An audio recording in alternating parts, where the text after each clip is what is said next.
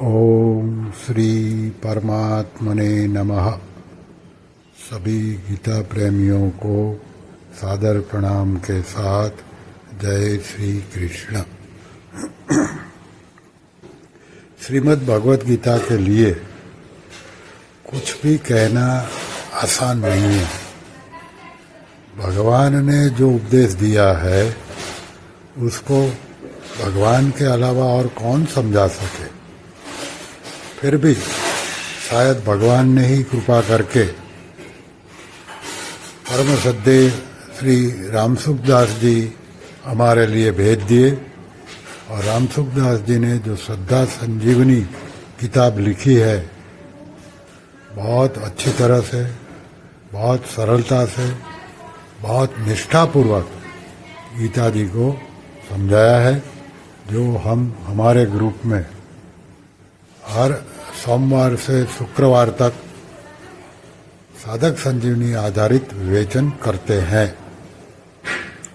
अभी इस विषय में गीता प्रेस गोरखपुर के आद्य संस्थापक परम श्रद्धेय सेठ जी जयदयाल गोइनका जी क्या कहते हैं वो हम देखें। सेठ जी कहते हैं, शास्त्रों का अवलोकन और महापुरुषों के वचनों का श्रवण करके मैं इस निर्णय पर पहुंचा कि संसार में श्रीमद् भगवत गीता के समान कल्याण के लिए कोई भी उपयोगी ग्रंथ नहीं है। गीता में ज्ञान योग, ध्यान योग, कर्म योग, भक्ति योग आदि जितने भी साधन बतलाए गए हैं, इनमें से कोई भी साधन अपनी श्रद्धा, रुचि और योग्यता के अनुसार करने से मनुष्य का शीघ्र कल्याण हो सकता है। अतएव उपर्युक्त साधनों का तथा परमात्मा का तत्व रहस्य जानने के लिए महापुरुषों का और इनके अभाव में उच्च कोटि के साधकों का श्रद्धा प्रेम पूर्वक संग करने की विशेष चेष्टा रखते हुए गीता का अर्थ और भाव सहित मनन करने तथा उसके अनुसार अपना जीवन बनाने के लिए प्राण पर्यंत प्रयत्न करना चाहिए। आगे ज्यादा न सोच के हम सीधा गीता जी में भगवान ने जो 18 अध्याय के 68, 69, 70 और 71 ये 4 श्लोक में जो महात्म्य भगवान ने खुद बताया है वही हम देख ले।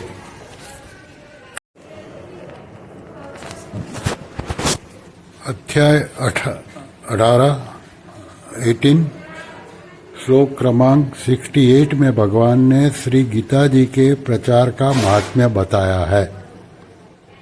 य इमं परमं गुह्यं मद्भक्तेष्वभिधास्यति भक्तिं मयि परां कृत्वा मामे वैश्यत्य संशयः। यहाँ भगवान कहते हैं, जो पुरुष मुझ में परम प्रेम करके इस परम रहस्य युक्त गीता शास्त्र को मेरे भक्तों में कहेगा, वह मुझको ही प्राप्त होगा, इसमें कोई संदेह नहीं है। यहाँ मेरे भक्तों में जो कहेगा लिखा है, बताया है, तो कहेगा का मतलब निष्काम भाव से प्रेम पूर्वक मेरे भक्तों को पढ़ावेगा या अर्थ की व्याख्या द्वारा इसका प्रचार करेगा, ये मतलब होता है। गीता शास्त्र को भगवान के भक्त में पढ़ाने वाले, कहने वाले के लिए आगे भगवान ने 69 श्लोक में कहा, न च तस्मान् मनुष्येषु कश्चिन्मे प्रियकृतमः भविता न च मे तस्मात् अन्य प्रियतरो भुवि। इस श्लोक में भगवान कहते हैं कि इससे बढ़कर मेरा प्रिय कार्य करने वाला मनुष्यों में कोई भी नहीं है, तथा पृथ्वी भर में उससे बढ़कर मेरा प्रिय दूसरा कोई भविष्य में होगा भी नहीं। इतना सब कुछ भगवान ने कह दिया, तो हम गीता के प्रचार प्रसार में जरूर लग जाए, जितना हो सके, जिस प्रकार से हो सके जरूर लग जाए। अभी श्लोक क्रमांक 70 में भगवान गीता जी के पठन का यानी कि अध्ययन का महात्म्य बताते हैं। भगवान कहते हैं, अध्येष्यते च य इमं धर्म्यं संवादमावयोः ज्ञानयज्ञेन तेनाहमिष्टस्यामिति मे मति।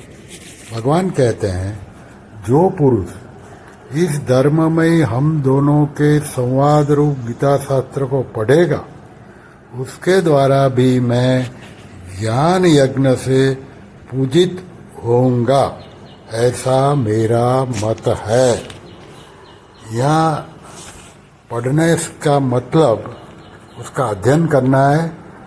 सुनो या पढ़ो, बाद में उसको समझने की कोशिश करो, मनन चिंतन आदि करके। तो ये इसके बारे में भगवान कहते हैं कि तो मैं उनके द्वारा ज्ञान यज्ञ से पूजित होगा। आगे भगवान श्लोक क्रमांक 71 में गीता जी के श्रवण का महात्म्य बताते हैं। भगवान कहते हैं, श्रद्धावाननसूयश्च शृणुयादपि यो नरः सोऽपि मुक्तः शुभान् लोकान् प्राप्नुयात् पुण्यकर्मणाम्। भगवान कहते हैं, जो मनुष्य श्रद्धायुक्त और दोष दृष्टि से रहित होकर इस गीता शास्त्र का श्रवण भी करेगा, वह भी पापों से मुक्त होकर उत्तम कर्म करने वालों के श्रेष्ठ लोकों में प्राप्त होगा। तो भगवान ने खुद ही बता दिया है, आगे ये अपने आप ही समझ लेना है कि हम क्या कर सकते हैं। गीता दूसरे को पढ़ाए या प्रचार प्रसार करे, गीता जी का अध्ययन करे या गीता जी का श्रवण करे, जो भी हो सकता है वो करे। आगे उसमें प्रगति होगी, पीछे हट नहीं होगी, क्योंकि श्री कृष्ण सदा सहायते।